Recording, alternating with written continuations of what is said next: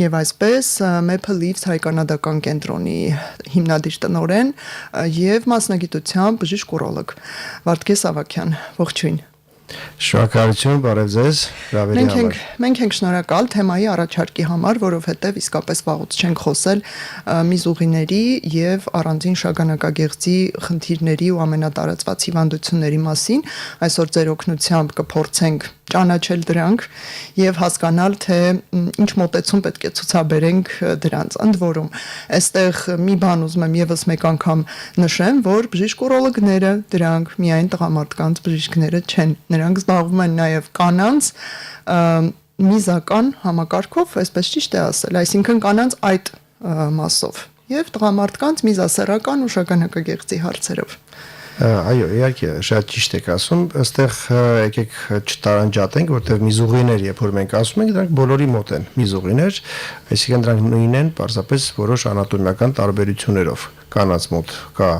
կարճ միզուկ, իսկ տղամարդկանց մոտ կա երկար միզուկ, որը անցնում է մի մաս շագանակագեղձի միջով։ Բայց եկեք խոսենք ավելի շատ, թե ինչ գանգատներ են լինում մարդկանց մոտ, որոնք բերում են արդեն հետագա ապագա ավելի լուրջ խնդիրների։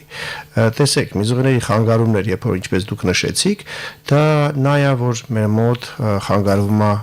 ստորին միզուղիների ֆունկցիան, աշխատանքը, որը որ կարակապված լինի թե միզապարկի խանգարման պատճառով, թե խոչընդոտների, ինչ որ անատոմիական փոփոխություններ, որոնք առաջանում են տարբեր տարիքային հատվածներում եւ կապված նաեւ ուրիշ հիվանդությունների հետ կապված կամ նաեւ սովորական կյանքի ընթացքում կինը անցնում է տարբեր շրջաններ, ղիություն, հետ ուրեմն ծննդաբերական կլիմակտերիկ շրջան եւ այլն եւ այլն։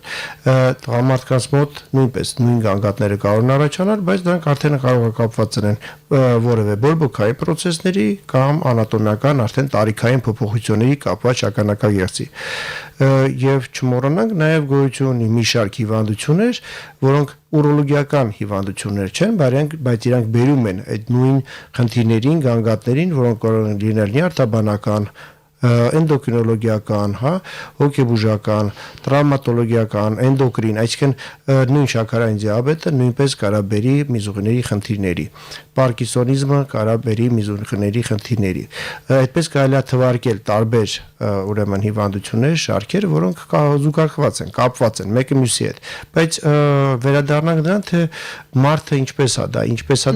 զգում։ Դա սկսվում է նրանից, որ մեզ մոտ կարող լինի դժվարամիզություն, դա կարող լինի հաճախամիզություն, դա կարող լինի անմիզապահություն,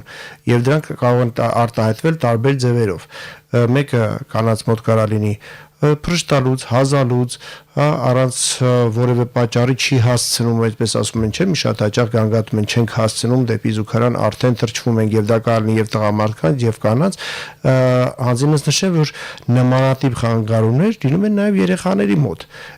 Դա նույնպես մի հատված է, որը որ նույնպես պետք է դրան ուշադրություն դարձնել, թե երեխաների մոտ երբ ինչ անմիզապահություն է լինում եւ ինչպես են իրանք միզում։ Բայց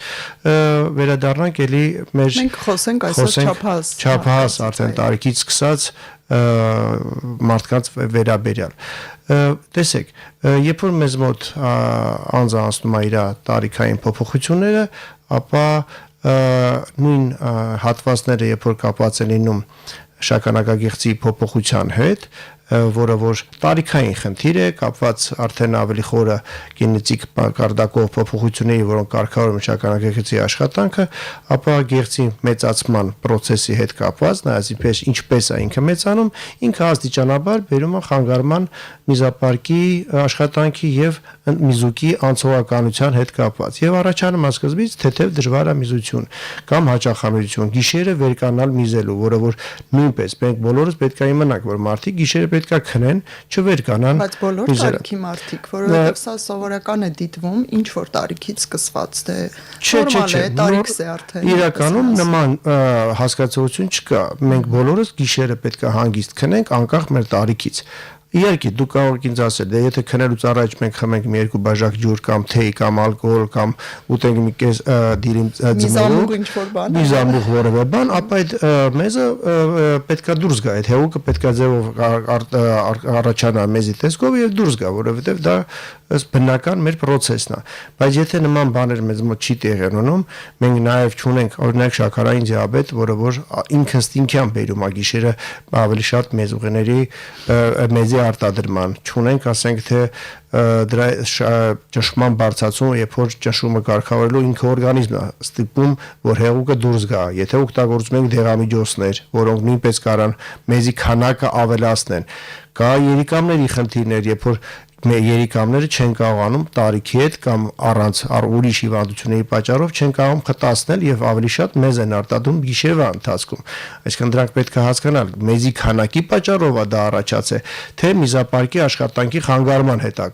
դա առաջացել, որտեղ ինքը միզապարկը դա աշխատող օրգան է, ֆունկցիա է, չէ՞։ Ինքը եթե խանգարվում է, իր կուտակային ֆունկցիան, կրճատման, ճնշումը բարձրանում ներսում, զգայարաններն են խախտվում, դրանք բոլորը կարող են բերել մեզ մոտ հաճախամիզության, հա, եւ շատ հաճախ կանայք ասում են ցիստիտ ենք, հա, դա պետք է նույնպես տարանջատել, որտեղ ցիստիտը դա արդեն խոսքը գնում է միզապարկի բորբոքման մասին, որին զուգորդում է նույն հաճախամիզությունը, կարալնի ցավոտ միզարձակություն, դե պարզ է, հենց որ մեզ մոտ առաջանում է ցավ, կամ մենք տեսնում ենք մեզ այդ որևէ արտարոց գույնի փոփոխություն, օրինակ կարմիր արյան հետքերով ավելի շատ դա զգուշացնում է եւ մարդիկ ավելի հաճախ են դիմում բժիշկի, որովհետեւ տեսանելի խնդիր կա եւ նաեւ ցավ կա։ Մնացած դեպքերում մարդիկ փորձում են հարմարվել, ամաչում են կամ ասում են դա այս տարիքի հետ է նորմալ է, ոչինչ, դե մի անգամ երկու անգամ եմ դոզ գալիս կամ դե մի երկու կաթիլ թրջվեցի, դրանք այդպես չի։ Ինչքան դուք շուտ դիմեք բժիշկի եւ բժիշկը կարողանա հասկանալ, եթե մենք կանացի, ասենք, պես ասած, խոսում ենք կոնտինգենտի մասին, հա, բուժառուների, ապա այստեղ միշտ մեր կլինիկայում, մեր փոլիսական կլինիկան մոտեցումը կոմպլեքսային է, այսինքն մենք նայում ենք այդ հիվանդին անպայման գինեկոլոգի, ուրոլոգի, նյարդաբանի կողմից, այսինքն մենք պարտադիր պետք է հասկանանք, պատճառը հասկանանք, այո, որովհետև եթե մեզ մոտ արդեն առաջացել է հետ ծննդաբերական կամ տարիքի հետ էշտոցի պատերի փոփոխություն, իջեցումներ, ապա դրանք իրենք իրանցով արդեն պատճառ են միզուղիների ֆունկցիայի խանգարման, այսինքն բերումը գանգատի, եթե մեզ մոտ չկա նման բան կամ դա չի առաջնայինը, մեզ մոտ միզապարկն աշխատանքը խախտվե, հետո միանշանակ պետք է ստանալ բուժում համապատասխան միզապարկի բուժումը անցկացնել եւ վերացնել այդ խնդիրը։ Եթե մենք ավելի շուտ ենք դիմում եւ կախարգերի անցկացնում ենք բուժումներ, ապա չի առաջանում ապագայում արդեն պլաստիկ վիրահատությունների, հաշտկումների, որոնք կարելի է փորձել, խուսափել, բայց դրա հետ միասին, եթե կա ինչ-որ նման անատոմիական փոփոխություն, դա չի նշանակում, որ չկա ֆունկցիայի խանգարում։ Դրա համար ցանկացած մեր թիմային աշխատանքը բացահայտում է, եթե կա զուգահեռ խանգարում միզապարկի, ապա մենք շտկում ենք սկզբից աշխատանքը, նոր դրանից հետո ուղղորդում ենք արդեն ավելի որևէ պլաստիկ վիրահատության կարգավորման, որոնք տարբեր միջոցներ կա, սկսած թեյփերից, վերջացրած անատոմիայի վերականգնման կոնքի խոռոչի, այսինքն դա մի այսպես կոմպլեքս մոտեցում պետք է լինի եւ մեր կլինիկայում քանի որ գոյություն ունի եւ ուրոդինամիկ հետազոտությունները եւ ուլտրաձայնային եւ բնական այդ ֆունկցիայի ստուգումը, որ պետք է հասկանանք ինչ ձևի է փոփոխվել, ինչպես է խախտվել, իր փակուղին է թույլացել, միզապարկն է, այս բոլոր հնարավորությունը մեզ մոտ գոյություն ունի եւ պետք է միշտ կոմպլեքս նայել, այլ ոչ թե ես ուրոլոգ եմ, նայում եմ մենակ այդ հատվածին, չէ, այստեղ պետք է անպայման կոմպլեքս տեսնել հիվանդի մոտ, բուժառուի մոտ կան զուգահեռ ինչ խանգարումներ, կա շաքարային դիաբետի նեյրոպաթիա, չկա, կան ինչ դրա հետ զուգահեռ ինչ հիվանդություններ կա։ Եթե խոսում ենք տղամարդկանց մասին, բնական է, եկեք շագանակագեղձը չմոռանանք, որ դա կարևոր։ Սկիզբը դա է խնդիրների, դուք ասացիք, որ կապակցված են, թե պարտադիր չէ, որ միզուղիների կամ միզելու հետ կապված խնդիրները անպայման կապ ունեն նաև շագանակագեղձի հետ։ Չէ, պարտադիր չի, որ կապված լինի։ Եթե մենք խոսում ենք տարիքի հետ, այսինքն վերցնենք 40 տարեկանը որպես ինչ-որ սահմանային տարիք, հա, իհարկե հիմա երիտասարդանում են հիվանդությունները ցավոք սրտի, բայց չմոռանանք, որ երիտասարդների մոտ էլ նույնպես կարան առաջանան խնդիրներ։ Այսօր երիտասարդների մոտ շատ հաճախ առաջանում են միզուղիների խնդիրներ կապված իրաց սովորական վարքագծի եւ օգտագործման պատճառով այսօրվա էներգետիկների, սուրճի կամ նման ուրիշ նյութերի, որոնք ակտիվացնում են միզուղիները։ Զուգահեռ մեզ մոտ առաջանում է երկրորդ հարցը, երբ որ կարողություն ունեն ինֆեկցիաներ, եւ մեր երիտասարդությունը եթե չի հետևում իր կանոններին, ապա նույն թաքնված ինֆեկցիան բերում է արդեն փոփոխությունների նույն միզապարկում եւ նույն արդեն շագանակագեղձում։ Այսինքն ամեն հատ տարիքային խումբ ունի իր խնդիրները, բայց դրանք արտահայտվում են բոլորը կարան արտահայտվեն այս նշված գանգատներով, ցավով, դժվարամիջությունով, միզապարկի ոչ լրիվ դատարկումով, անհանգստությունով, գիշերը վերկանալով։ Եթե խոսում ենք արդեն տարիքային փոփոխություն, դա քրոնիկ փոփոխություն է, այսինքն շագանակագեղձը չվերցեց 1 ամսվա մեջ մեծացավ։ Ինքը աստիճանաբար սկսում է աճ իրան մոտ, այսինքն մենք պետք է բաժանենք այսպես 3 խմբի։ Բորբոքային, այսպես ասած, շագանակագեղձի հիվանդություններ, բարվորակ մեծացումներ եւ բնական օնկոլոգիայի փոփոխությունը, որոնք կարող են 3-ը իրար հետ միտեղ լինել։ Այ ինչն է խնդիրը եւ շագանակագեղձը ինքը փոփոխական է, այսինքն եթե մենք որևէ ստուգում այսօր անում ենք եւ այդ հնարավորությունները բոլորը հնարավորությունները մեր մոտ գոյություն ունի, հարաբերությունը մեր կլինիկա, ապա հնարավոր է ճիշտ ախտորոշումը սկզբից անել եւ հասկանալ ինչն է պատճառը, ինչն է փոփոխվել։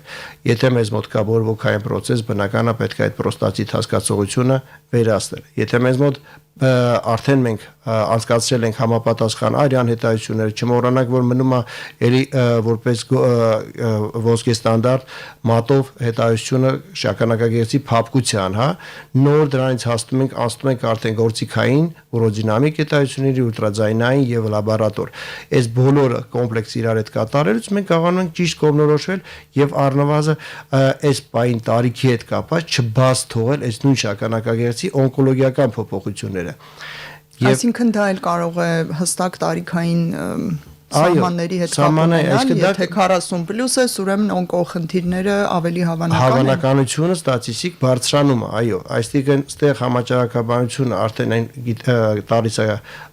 հաստատված ուրեմն տվյալները, երբ որ մենք գիտենք, որ 40+-ից հետո, առավելից 45-ից հետո մեզ մոտ տարիքի հետ ավելանում է հավանականությունը շագանակագեղձի փոփոխման եւ առաջացման չարվորակ բջիջների։ Եվ դա ուրեմն պետք է ժամանակին բացահայտել եւ փորձել բուժում անցկացնել, այլ ոչ չսպասել, որ թե բարվորակը, թե օնկոլոգիան այնքան խորանան, որ անպայման մեզ մոտ պետք է առաջանա լուրջ խնդիրներ։ Բարվորակը առավելևս, եթե մեզ մոտ շագանակագեղձի բարվորակ գերաճ է, ապա պետք է փորձել իրան բուժումով։ Դրսի ստատիստիկան ցույց է տալիս, որ մեր տղամարդիկ կարող են ստանալ բուժում եւ խուսափել վիրահատություններից, իսկ ստեղ մեզ մոտ այնպես է ստացվում, որ շատերը սպասում են այն իրավիճակին, երբ որ արդեն ուզած պետք է վիրահատվել։ Առողջապահական համակարգը, եթե ուզում է փորձի ավելի էֆեկտիվ եւ խնայողաբար աշխատել, ուրեմն անհրաժեշտ է ոչ թե սպասել, թե ինչքան շատ վիրահատություն կլինի ստացիոնար պայմաններում, այլ հակառակը, ինչքան կանխարգելիչ եւ ամբուլատոր պայմաններում հնարավոր կլինի կազմակերպել բուժումը այդ մարդկանց։ Այդ ժամանակ մեր մոտ ավելի էֆեկտիվ է աշխատում մեր առողջապահական համակարգը։ Հիմա տեսեք, երբ որ գեղձը մեծանում է, ինքը սկսում է գրգռել, դրթել նրան, որ մեր մոտ միզապարկը սկսում է այդ խոչընդոտի դեմ աշխատել, ավելի ինտենսիվ աշխատել։ Եթե միզապարկը սկսում է հանձնվել, ապա մեզ մոտ առաջանում է մնացորդային մեզ։ Իսկ մնացորդային մեզը մեզ մոտ ինչ է, դա նախապայման է, նախադրյալ է, որ մեզ մոտ առաջանա ինֆեկցիա։ Ուրեմն ստացվում է, որ մեզ մոտ պետք է անպայման առաջանա բարդություն, երբ որ հիվանդը նոր ասի, չէ, ոնց որ իմ մոտ էլի լավ չեմ միզում,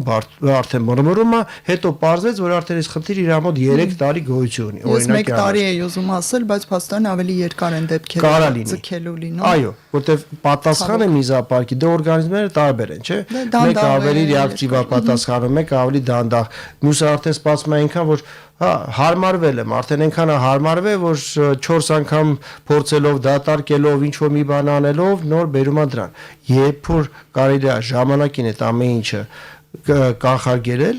եւ չբերել բարդությունների։ Եվ նորից եմ ասում, խուսափել նաեւ վիրահատական բուժումից։ Իսկ եթե առավելևս մենք նաեւ այս ընթացքում բացահայտում ենք այն ամենասկզբնական ժամանակում որևէ չարվորակ փոփոխություն, ապա բնական է ինչքան շուտ բացահայտենք, այնքան թեկուզ եթե պետքա ցուցված լինի վիրահատություն, ապա ինքը խուսափի դրա բարդություններից։ Իսկն դրանք մեկը մյուսի հետ զուգորդված են։ Չի կարելի որևէ ձևով անտեսել դա։ Այս թեման այնպես է, որ անընդհատ կարելի է դրա մասին խոսել, կրթել մեր ժողովրդին, որ մարդիկ հասկանա, որ պետք չի անտեսել, եթե կա որևէ գանգատ։ Պարոն Ավագյան, դուք տասնամյակներ արդեն ոլորտում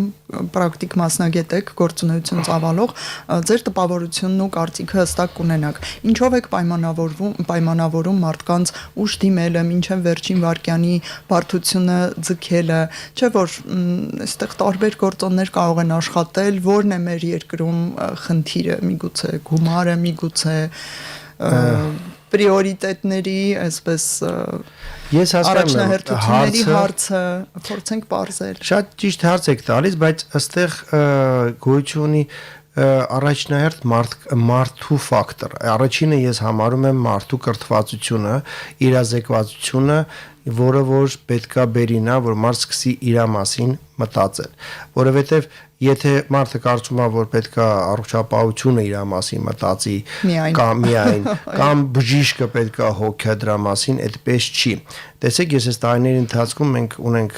ծրագրեր ուրիշ ընկերությունների հետ, երբ որ փորձում ենք շրջանները այցելել, եւ սկրինինգային, բարեգործական եւ նաեւ ունեմ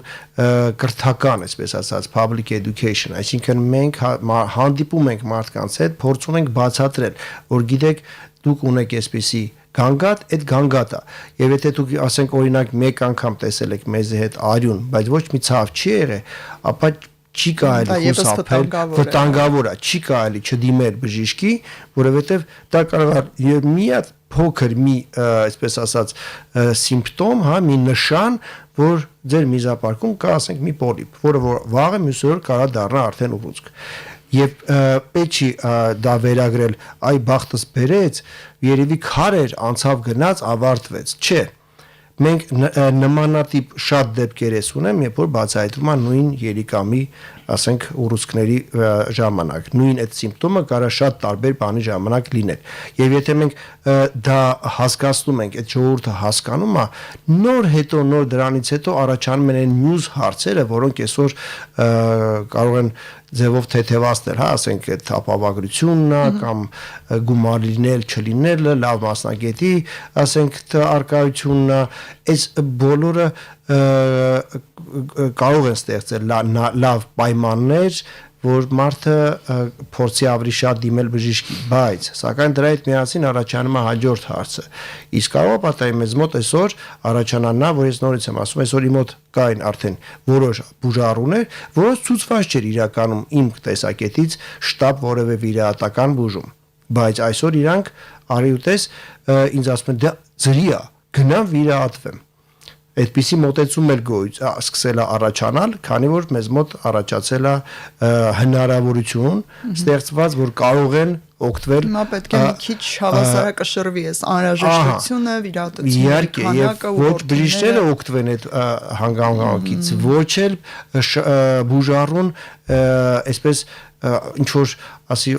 ամեն բան չի որ ծրին լավ է, հա, այսպես ասենք։ Դե կարծում եմ նաև բուժառուները մտածում են, որ վիրահատական մեթոդը վերջնական լուծելու է միևնույն է հարցը, ինչու տարիներով բուժվել դեղերով, այլ մանիպուլյացիաներով, եթե կարելի է մեկ ընդմիշտ կարծես թե վիրահատվել ու թեման փակել։ Դե ռադիկալ ամեն ինչը կարելի է այսպես ասած ամպուտացիա անել, ավարտել, բայց այդպես չի։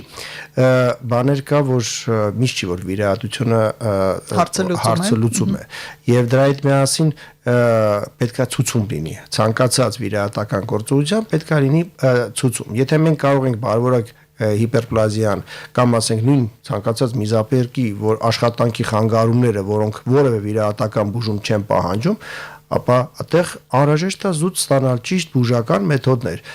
դեղամիջոցներով, ֆիզիոթերապևտիկ, մեր կանադական կլինիկայում բոլորը կիրառվում է եւ շատ հաջողությամբ Հայաստանում հասանելի են, որակը նկատի ունեն բժիշկների վերապատրաստվածությունը։ Միանշանակ դա այնպես է, որ արդեն տարիների ընթացքում, քանի որ ինչպես դուք նշեցիք, տասնյակ տարիներ ես ոլորտում համեմատություն, եթե անում ենք 10 տարի առաջ, 20 տարի առաջ եւ հիմա, միանշանակ փոփոխությունը այնպեսին է։ Զարգացած երկրների հետ հենց հիմա որոշ, այսպես ասեմ, որոշ բաներ կա, որ մենք փորձում ենք այսպես արդիական իրանց հետ քայլել, ունենալ սարքերի լավ բավականին այսօրվա օրով ասենք արդիական նորություններ, որոնք ավելի շատ էլի վիրաբուժական են, այսպես կարելի է նշել, որ մեզ մոտ զինանոցը շատանում է այդպես նոր սարքերով, որը շատ ողջունելի է, բայց նորից վերադառնում եմ նրան, որ քանի որ ես ուզում եմ բացատրել, որ ժամանակին դիմելով մենք ունենում ենք ոչ բարդացած իրավիճակ։ Այսինքն այսօր կարելի է արտերկիր չդիմելով, արտերկրի վրա, այսպես ասած, հույսը չդնելով Հայաստանում բոլոր գանգատների հարցերը լուծել ըստ էության։ Հիմնականում ուրոլոգիական, այսպես մեր ոլորտի հատվածի խնդիրները հիմնականում հնարավոր է տեղում բավականին որակյալ ստանալ բուժ սպասարկում։ Զուտ պետքա ժողովուրդը հասկանա, որ եթե կա գանգատ, ապա հետաձգել պետք չի, ինքնաբուժում նույնպես պետք չի անցկացնել։ Կա դեռ այս խնդիրը։ Միանշանակ։ Կարծես թե շատ են գրագետ ինֆորմատիվ խողովակները եւ թվում է թե այս հարցը արդեն էլ արդիական չէ։ Բայց դուք պնդում եք, որ տնային մեթոդները դեռ շրջանառվում են։ Տեսեք, հիմա այսօր մեզ մոտ գոյություն ունի շատ մեծ ինտերնետային, այսպես ասած, հնարավորություն։ Առավել եւս գրագիտությունն այնտեղ հասանելի է։ Արհեստական բանականությունը, որը այսօր եկել է եւ օգնում է շատ, հա, որոշ մասերում այո, որոշ մասերում ինքը շատ ընդհանուր ինֆորմացիա տալի, կարող է մի օր զարգանանք այնքան, որ իրանք բավականին կարողանան փոխարինեն շատ բաներ, բայց տեսեք, այսօր մենք ունենք մի տենդենց, երբ որ բուժառուն արդեն շփվելով արհեստական բանականության հետ, ընդհանուր ստանալով խորհուրդներ ինչ որ ձևով, գալով հասներով բավականին պատրաստված ունեն գալիս են բուժառուները, երբ որ բժիշկի հետ մասնագիտորեն ուզում են զրույց վարել։ Դա մի կողմից վատ չի եւ նաեւ բժիշկներն են երևի կարծում եմ օգտվում, բայց այդ ամենը պետքա ճիշտ սորտավորել, հա, այսպես ասեմ, ճիշտ ֆիլտրել, զտել, հասկանալ, իսկ որ մասն է այդտեղից իսկապես ճիշտ կարելի է օգտագործել, որտեղ այդ ամեն ինչը ավելի ընդհանուր ինֆորմացիա, այլ ոչ թե կոնկրետ այդ մարդու հետ կապված։ Եվ դա օգտագործելով իրանք դիմում են եւ դեղատուն, եւ ասենք թե տնային մեթոդների, որոնք փորձում են ինչ-որ ձևով իրեն օգնել, բայց այդ փորձերը հետո բերում են արդեն հակառակ, կարող է ինչ-որ մի որոշ տոկոսի դա օգնի, այնպես չի, որ դա բացառվում է, բայց դրա հետ միասին առաջանում են բարդություններ եւ գալիս են արդեն էլի բարդացած իրավիճակում, երբ որ իրանք իրենց փորձեր են ինչ-որ բանով բուժել, իսկ դու սկսում ես արդեն բացատրել, որ հետևանքները արդեն շատ են, սխալ են, ձեզ մոտ առաջացել է երկրորդային մնացորդ, ձեզ մոտ այդ անմիզապահությունը անհրաժեշտ չէ բուժել անտիբիոտիկով, ասենք թե հակաբակտերիալ միջոցներով եւ այս ամենը նույնպես արդեն ներկապային պետքա շատ զգուշորեն վերաբերվել եւ ճիշտ օգտագործել այդ գործիքները, թե բուժառուներին, հա, թե մարդկանց, այսպես ասած, թե բնականաբար նաեւ բժիշկներին նույնպես։ Մի այսպիսի հարց, որ կարծում եմ բոլոր պոտենցիալ բուժառուներին կհետաքրքրի, կարող եք նշել մի քանի ամենակարևոր գործիքային հետազոտությունները, որոնք ձեր այսպես գործիքակազմում են, առանց որոնց հնարավոր չէ հստակ ախտորոշում դնել։ Սա կարծում եմ պետքական է եւ ֆինանսական պատկերացում կազմելու, եւ ժամանակի, եւ տարբեր այլ ռեսուրսների, մարդիկ երբեմն պահանջում են, դե մի բան նշանակեք, մի հատ հետազոտություն նշանակեք, մենք դա անենք եւ մեր ախտորոշումը ստանանք։ Ինչպես է այս վիճակը։ Եկեք sense մի հատ հետաքրքիր ձևով ես փորձեմ պատասխանել ձեր հարցին։ MRT-ը միգուցե անենք բրծանենք։ Ահա, MRT-ն անենք, գնանք կապե անենք։ Չէ, եկեք վերադառնանք նրան, որ այսօր էլի առաջնային իմ համար մնում է նա, որ ես պետքա բավականին ժամանակ ծախսեմ հիվանդի հետ, հա, բուժառուի հետ զրուցելու, անամնեզը հավաքելու։ Եթե ես չկարողանամ հասկանամ անցյալում, ներկայում իր հետ կապված զուգորդող հիվանդությունների արկայության մասին, այսինքն սա ես որպես նեղ մասնագետ, պրոֆեսիոնալ, եթե դրա վրա ես ժամանակ չծախսեմ, ասեմ, այ հեսա մեր ռեզիդենտը կամ օգնականս կանայի շփթփ, կնշանակի ձեզ հետազոտություն կհասկանանք։ Դա ուրիշ է, բայց եթե մենք ուզում ենք ամեն մեկին անհատական մոտեցում եւ առավելևս մեր կլինիկայի դրվածքը, հա, կանադական այնպիսին է, որ ամեն մեկի հետ պետք է անհատական ժամանակ ծախսվի, որ իրանք մենք կարողանանք լիարժեք հասկանանք իր պատմությունը։ Այսինքն սա ժամանակակից ամենաառաջադեմ մոտեցումն է, պրոտոկոլ կոչվածը։ Պրոտոկոլ, թե guideline, թե ուղեցույց, ինչպես դա կոչեք, դա հին հնուց եկած բժշկության առաջնային կանոն է, որ ես պետք է կարողանամ ամբողջ պատմությունը հասկանամ եւ զգամ։ Լավ, առաջինը ուրեմն հարցազրույցը։ Երկրորդ գործիքը արդեն հաջորդ գործիքը։ Դե զնությունն է, որը որ ես պետք է զնություն կատարեմ, արտակնապես հասկանամ, մեզ մոտ կա ինչ որ փոփոխություն արտաքին, իջեցում կամ ինչ որ որևէ արտաքին բորբոքում։ Սա տեսողական զննումով։ Տեսողական զնությունն է, այսպես ասած, օգտագործելով ֆիզիկական, այսպես ասած, զնությունն է։ Նոր դրանից հետո արդեն առաջանում է կոնկրետ իրավիճակից հաջորդ հետազոտությունը, որը որ ամենահաճախ մենք որը որ օգտագործում ենք, դա ամենապարզագույն ուլտրաձայնային հետազոտությունն է, որը նույնպես ճիշտ պետք է կատարվի առանց շտապողության, հա, կարող է լիքը միզապարկով, դատարկով, ես չգիտեմ, կանգնած, պարկած, նայած ինչ ենք ստուգում, ինչ եմ ես հետապնդում դա տեսնելու, եւ որից հետո հաջորդը մեզ համար բնական է դա ուրոդինամիկ հետազոտություններն է, որ մենք ուզում ենք հասկանանք, իսկ այդ խանգարումները ինչպիսի է, դա գործիք է, դա գործիքային սարքեր են, որոնք թույլ են տալի եւ ինվազիվ եւ ոչ ինվազիվ տարբերակներով հաստատել, տեսնել ինչպես է մեզի ընթացքը, տեսնել ինչպես է աշխատում փակուղին, ինչպես է աշխատում միզապարկը, որովհետեւ այդ խանգարումները, սիմպտոմները կապված են հենց միզուղիների հետ։ Այդ բոլոր հնարավորությունները մեզ մոտ կա եւ մենք անում ենք։ Եվ բնական է մի հատված ամնում, դա լաբորատոր հատվածն է։ Հիմա եթե երիտասարդը ասել է, որ ինքը ունեցել է ոչ պաշտպանված հարաբերություն կամ, չգիտեմ, մրսել է կամ ինչ-որ մի ուրիշ բան է, բնական է մենք չենք կարող անտեսել, որ դա չստուգենք։ Եթե մեզ մոտ առաջանում է զուտ ամենապարզագույն մեզի անալիզը, որ մենք տեսնենք, իսկ կա այնտեղ որևէ բորբոքային process, հիմա կա մնացորդային մեզ, կարող է չկա հետը բորբոքային process եւ հակառակը, եւ երկուսի իրար հետ։ Այսինքն սրանք պետքա տարանջատել, որ մենք հասկանանք ինչա կատարվում։ Եվ ստեղ սպეციფիկ ասենք շագանակագեղձի հետ կապված մինչ այսօր դեռ մնում է մեր ձեր ասած պրոտոկոլներում դա պրոստա սպეციფիկ անտիգենն է օրինակի համար որ մենք տեսնենք իրեն ուրեմն ախտածին հա պրոստա դա օնկոմարկեր է սա բոլորին եք նշանակում դա տարիքի հետ կապված տարիքից կապված 40 պլյուսից հետո 45-ից հետո առավելևս եւ դա արվում է ուրեմն մինչև իմ մատով զննելը, որովհետև դա կփոփոխի անալիզի ուրեմն պատկերը։ Ներբություններ կա, որոնք պետք է անպայման հաշվի առնվի։ Եվ որը օրինակ AI-ը, որ AI-ը ես չգիտեմ, AI-ը հաստատ չի կարող զննությունը կատարել։ Հա, պահը դեռ բժիշկներին չի կարող փոխարինել։ Ուրեմն հերթականությամբ շարժվելով բնական է մենք ունենք հզոր գործիքներ, դա ձեր ասած MRI-ն է եւ CT scan-ն է։ Սա ամենավերջին դեպքում։ Դա ամենավերջում, տրվում, չնայած ասում են միզապարկի համար MRT-ն ոսկե ստանդարտ է, ինչ որ հիվանդությունների հայտնաբերման համար։ Եթե ես ունեմ կասկած, որևէ անհրաժեշտություն ունի էնդոսկոպիկ հետայության, ապա կարող է պատահի ոսկե ստանդարտն աչքով մտնել, նայել եւ բիոպսիա անել, եթե կարիքը կա, ուրեմն մինչև այդ MRT կանենք, հետո կանենք։ Նույնն էլ